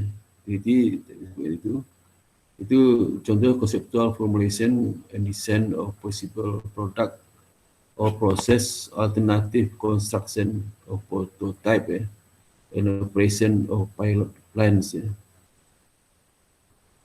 Jadi cost terkait dengan R&D activity, material, equipment, and facility, personal, purchase intangible, contract service, indirect cost, itu bagian dari cost terkait dengan R&D. Ya. Karena seperti bikin prototype produk gitu, kan beli material bahan baku. Misalnya saya bikin prototype kendaraan listrik ya, itu ada bahan baku, peralatan, kapasitas, itu saya gaji juga staff untuk pekerja pabrik ya. Kemudian purchase intangible, kalau sukses usaha untuk beli intangible itunya, hak patennya, kontrak service, indirect cost. Jadi tipe-tipe pengeluaran di dalam R&D itulah seperti construction of long range research facility for use in current and futures project. Three story, 400,000 square foot building. Di kontennya ini contoh aja soal kapitalisasi dan kapitalisasi R&D expand dan seterusnya. Nanti saya lihat ya.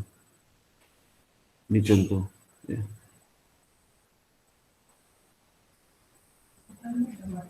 Nah, kemudian cost yang terkait dengan teori ND juga seperti startup cost for a new operation, initial operating loss, dan advertising cost. Cost di atas tersebut harus di-expand saat terjadi, ya. Sama seperti accounting for R&D cost. Jadi ini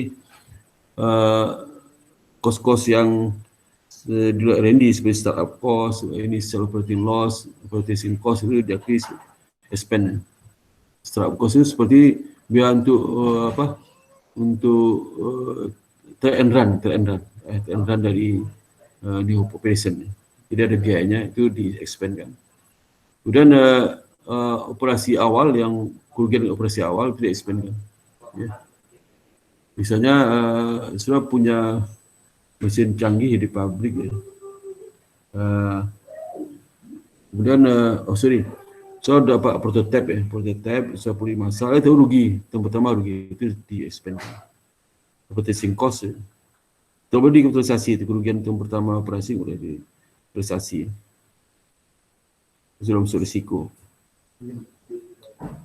Contohnya. Ini R&D ada amortisasi ya, material konsum. Amortisasi ini terkait dengan ini. Penyusutan ya. Penyusutan ya. Kemudian material konsum, R&D project, consulting fee, personal cost, indirect cost, reasonably allocable to R&D projects, material purchase for features R&D projects. Dua bagian R&D cost ya. R&D cost itu kalau sajikan di di laporan keuangan harus disclose ya. Misal disclose total energy R&D. Ini disclose ya. Misalnya R&D-nya ada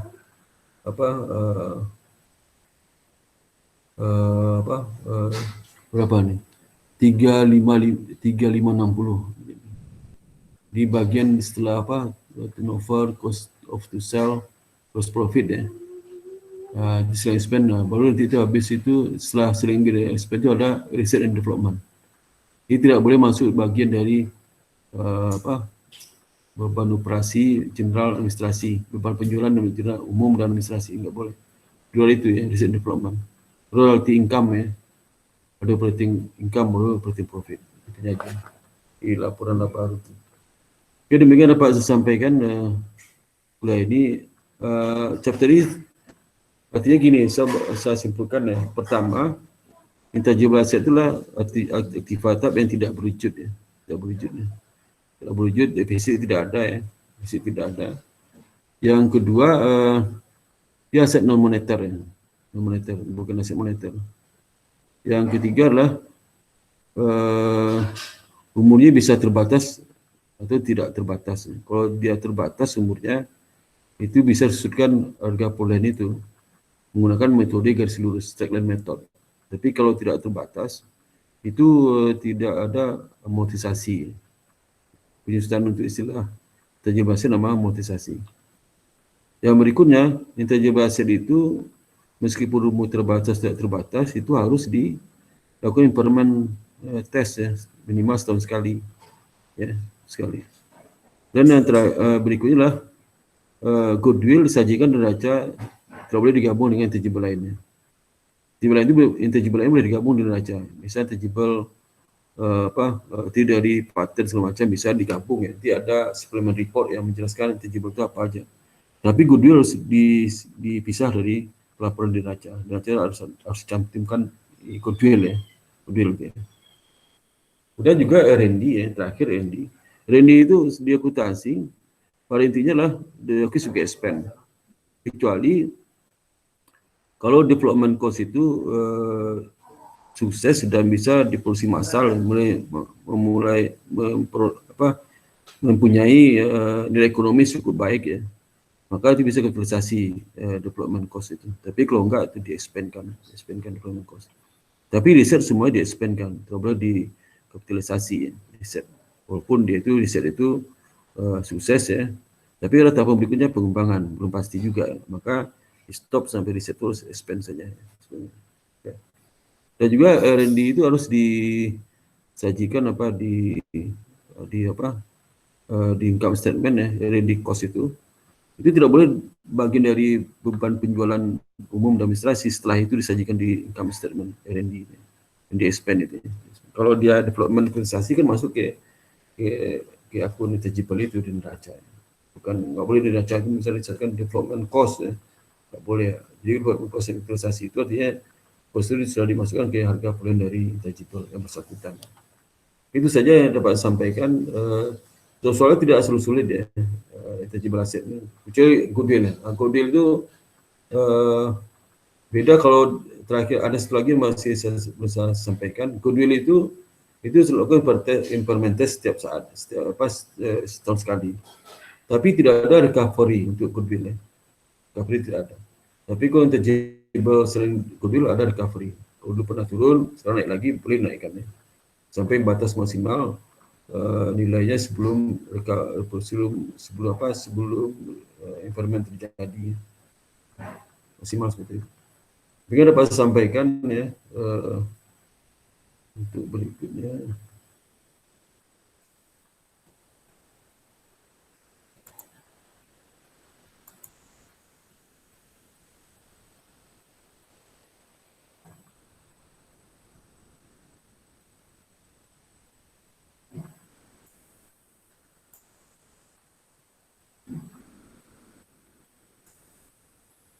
Oke, ada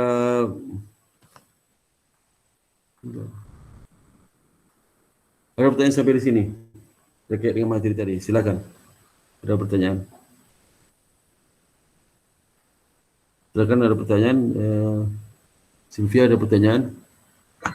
Belum, Pak. Belum ada. Safa Alivia? Belum ada, Pak. Maita? Belum ada, Pak. Ariel? Belum, Pak. Iwiul? Ada, Pak. Azhar? Safa? Belum ada, Pak. Maria? Belum ada, Pak. Rosa? Belum, Pak. Mana Rosa? Rosa nggak kelihatan nih. Rosa gimana? Belum ada, Pak. Oh, ada. Kamu nggak jadi unsi lagi? Ya. Enggak, Pak. Berfungsi lagi dong ya, nanti masih banyak acara kita tuh. Kalau sampai akhir Desember ini mungkin dah 4 kali atau 3 kali lagi lah.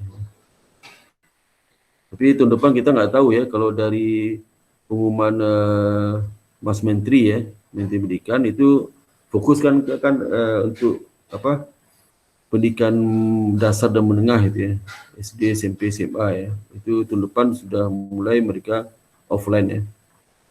Offline tapi separuh-separuh, dan tidak boleh begitu mereka ke sekolah belajar nanti langsung pulang, nggak boleh kantin boleh dibuka ya, nggak boleh mereka kantin ya, nggak boleh mereka main-main ya, dan itu jamnya mungkin tidak sebanyak jam yang kondisi sebelumnya ya, sebelum ada COVID ini. Jadi mungkin satu kelas itu bagi dua sesi kali ya. Kadang kan boleh banyak separuhnya. Nah, kalau untuk yang perguruan tinggi sampai sekarang belum ada apakah nanti itu mulainya online, offline atau blended ya, atau gimana ya. Kita tunggu aja nanti karena belum ada penjelasan juga. Ya, penjelasan juga. Karena beda kalau SD, SMP, SMA itu beda kalau dengan mahasiswa ya. Kalau mahasiswa susah diatur, kalau dia sudah masuk kampus kan susah dimonitor ya. Kalau SD, SMP, SMA kalau selesai belajar mereka suruh pulang kan, nggak ada masalah kan, ada jemputannya. Suruh pulang, mereka boleh main, bisa mereka diatur. Kalau mahasiswa habis kelas masa sibuk nanti pulang jangan kampus, masa gitu ya. Sulit lah ya. Kalau itu habis dia kuliah dia nongkrong di kantin, nongkrong di mana, ketawa cipiki di mana, susah. Kalau manajemen untuk mengatur itu susah sekali. Maka fokus sekarang untuk SD, SMP, SMA. Kalau mahasiswa nggak tahu juga nanti apakah nanti diatur ya. Misalnya kita mahasiswa Dari Menteri juga mengatakan kalau seandainya perguruan tinggi itu mau offline, itu hanya proses belajar aja. Kegiatan kemahasiswaan nggak boleh, nanti nggak boleh dibuka, ya. Pokoknya kegiatan hanya kita belajar aja, ya. Jadi artinya apa? Begitu selesai kelas, mahasiswa harus pulang, tapi kan susah juga. Ya. Mereka masih keliaran di kampus, nanti bergerombolan ya dengan teman-temannya, itu pasti itu. Karena usia saudara itu OTG itu ya, orang tanpa gejala. Jadi kena itu dosen-dosen kamu yang tua itu, yang umur atas 50. Jadi saya ini itu bisa kena itu ya, sama mahasiswa. Kan mahasiswa saya aja pernah ada virus COVID di dalam tubuhnya, tapi karena dia tubuhnya itu kuat ya, dia COVID-nya nggak bisa macam-macam di tubuh saudara itu, karena fisik kuat ya. Nah, begitu sudah fisik yang melemah langsung beraksi COVID itu. Itu menyebabkan ada beberapa orang dari anak muda kena dan meninggal juga karena pada saat tubuhnya lemah ya. COVID-nya jadi bergerak, menyerbu ya. Jadi kalau kondisi tubuhnya sehat, COVID-nya diam aja, nggak bisa bergerak kemana-mana. Lama-lama dia mati juga ya. Mati di tubuh saudara. Nah, itu nggak ada gejala. Kalau dosen sudah atas 50 umurnya, ya bisa itu kena itu ya. Kena itu, apalagi kalau ruang kelas pakai AC. Cepat sekali. Sedang ngomong aja, itu bisa 2-3 meter, virusnya langsung berterbangan itu. Kalau saya ngomong di ruang AC itu, bisa 4 meter, bisa hinggap di tempat dalam bicaranya. Kalau dosen kalau suruh bicara kan orang dekat 1 meter, 2 meter ya, bicara kalau di kelas itu. Kalau 4 meter kan nggak kedengaran suaranya. Ya. Nah itu yang bahaya di situ. Ya. Situ. Jadi sekarang tuh banyak yang kena itu usia 50. Kenapa banyak kena? Karena penyakitnya banyak usia 50 gitu. Penyakit banyak. Tapi kalau sudah kan insya Allah penyakitnya nggak banyak di atas 50 lah. Jadi tahu usia 50 penyakitnya banyak itu rawan. Ya. Begitu virus hinggap satu aja udah bergerak semua sekali. Itu menyebabkan untuk yang apa? Untuk yang mahasiswa belum ada penjelasan lebih lengkap ya. Lengkap. Tapi kita siap ke depan itu kalau tiba-tiba sudah offline kita akan siap juga. Dan kita sudah punya ada studio kita sudah sediakan studio bagi dosen yang ingin direkam ya kuliahnya nanti diupload di akunnya sini untuk mahasiswa ada juga. Atau langsung online ya. Tapi studio itu seperti ini, seperti kalau ini kan saya di depan komputer. Kalau studio itu kan ya sudah lihat berita TV ya, bahwa berita itu kan ngomong ya, nggak usah dekat-dekat, dia jauh aja. Nanti ada layar gambar-gambar apa ditampilkan di situ, seperti itulah ya. Misalnya tampilkan PowerPoint-nya di sampingnya, jadi gambarnya gede. Akibatnya kalau sudah jadi nanti bisa juga fokus ke gambarnya, terus fokus ke dia. Itu yang studio kayak TV itu ya. Kita udah punya satu ruangan ya. Kita siap, dan ke depan itu kita siap nanti ada beberapa mata kuliah yang full online ya. Ada mata kuliah yang blended, ada mata kuliah juga yang kalau blended istilahnya hybrid ya. Dulu blended sekarang hybrid. Hybrid itulah kuliahnya ada online, ada offline ya. Ada juga mata kuliah itu offline semua, ada online semua. Mungkin untuk mata kuliah itu misal offline ya. Offline ini banyak pada online. Misal kalau online itu mungkin 1-2 kali, sisanya offline. Seperti intermediate ini banyak offline ya. Offline. Tapi kalau mahasiswanya bisa topiknya nggak itu berat, bisa online. Tapi kalau itu berat harus ketemu si offline ya. Seperti itu nanti ya. Itu kita lihat aja perkembangan karena kondisi berubah ya. Itu dapat sampaikan sebelumnya saya untuk bukti kita kuliah ini itu adalah laporan ke Dikti absennya itu ya. Jadi saya harus isi absen.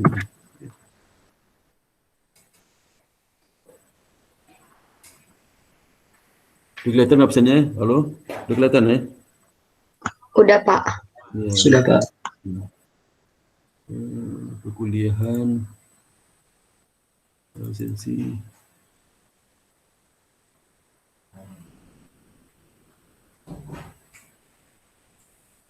Itu semua sudah mengumpulkan tugas ya, bagus tugasnya videonya. Sudah lihat semua videonya itu. Dah saya upload juga di YouTube saya nanti saya bisa lihat juga. Jadi masing-masing kelompok bisa melihat punya temannya sendiri. Risiko ini.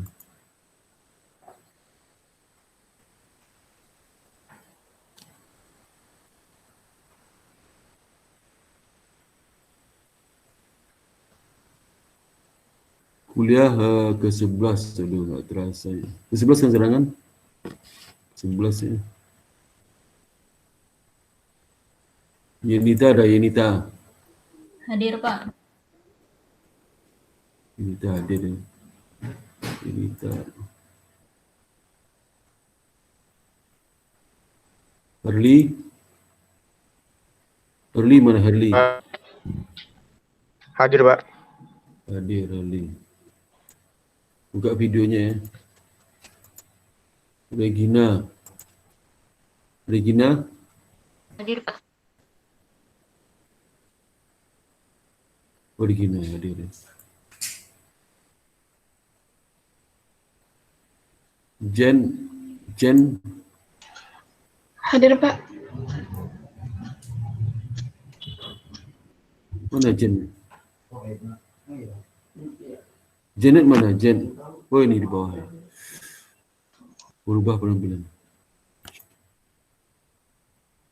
Rudy.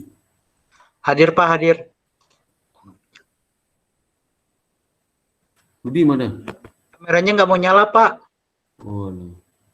Ini gambar lu nggak bisa dibalik lagi tuh, memang miring itu. Iya, sudah dicoba berkali-kali masih tetap, Pak.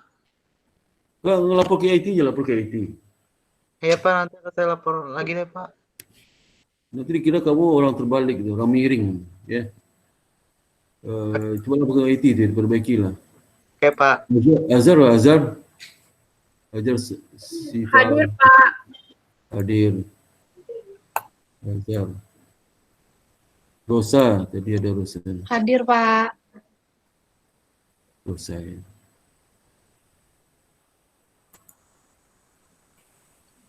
Felicia. Hadir, Pak. Felicia. Felicia. Ya.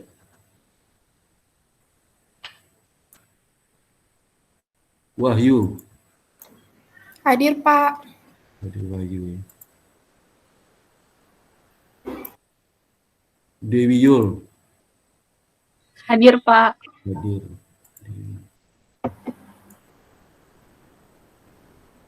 Safa. Hadir, Pak. Safa. Marwahnya saya nggak ada, kalau Marwah baru sweet. Dulu ada satu kelas Safa Marwah. Safa ada, Marwah ada. Pernah dulu ya. Itu berapa lupa saya. Nah, biasa Safa, Marwah dan itu dulunya berdekatan terus, padahal bukan kembaran. Satu Safa, satu Marwah namanya. Ariel. Hadir, Pak.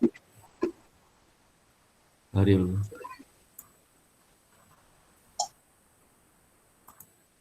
Rafli. Hadir, Pak. Rafli. Hadir. Rafli, ya.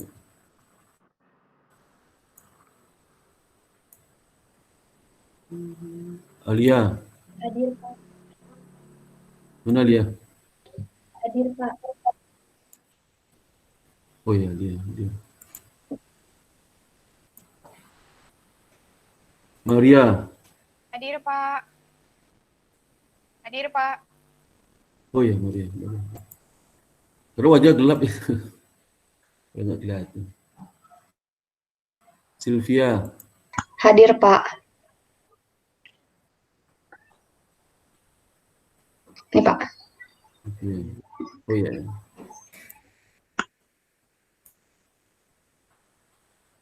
Maita. Hadir, Pak. Maita. Ini beda sama Zoom. Kalau kita ngomong ada tandanya kan. Kalau di ini nggak ada tandanya. Kalau Zoom kalau ada yang ngomong kan tandanya ada warna merah di lingkaran fotonya itu. Ini nggak ada. Haris Hadir, ada. Pak. Apa? Hadir, Pak. Mana? Oh itu ya. Ya nggak ada tandanya sih. Ada, Suruh Pak. ngomong yang mana itu. Ya. Kalau Berapa? Zoom gampang terjadinya. Rangga mana? Rangga ini mana Rangga? Oh Rangga ya, Rangga. Hadir, Pak.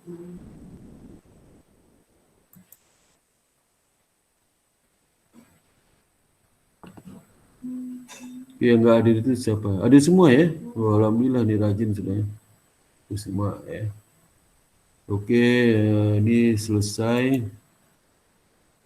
Kemudian sekali lagi ke sini.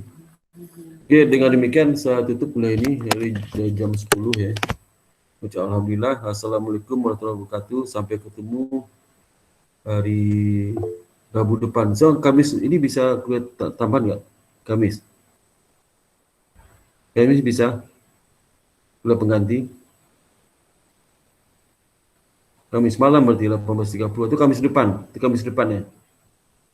Kuliah pengganti kuliah ke-14 kita ganti kuliah ke-14 kita ganti kuliah Kamis depan aja. Halo? Iya, Pak. Minggu depan aja, Pak. Oke, minggu depan ya. Minggu depan Ya, Pak. minggu depan kita dua kali masuk ya. Nanti setelah lagi tinggal review ujian bahasa soal ya. Oke, kalau nggak ada, alhamdulillah seperti telah berkatu, boleh saudara live ya. Oke, makasih banyak atas kedatangannya. Makasih ya, Pak. Semoga sehat sekali. Terima kasih, Pak. Makasih ya, Pak. Sama-sama. Makasih, Pak. Sama-sama ya. Alhamdulillah. Ya, izin live ya, Pak. Ya, oke, silakan. Terima kasih, Pak. Terima kasih banyak. Ya, Pak. Assalamualaikum. Ya, sesama nilai lagi saya periksa UTS-nya, dan bagus semua hasilnya. Alhamdulillah, makasih ya, Pak. Ya, sama-sama.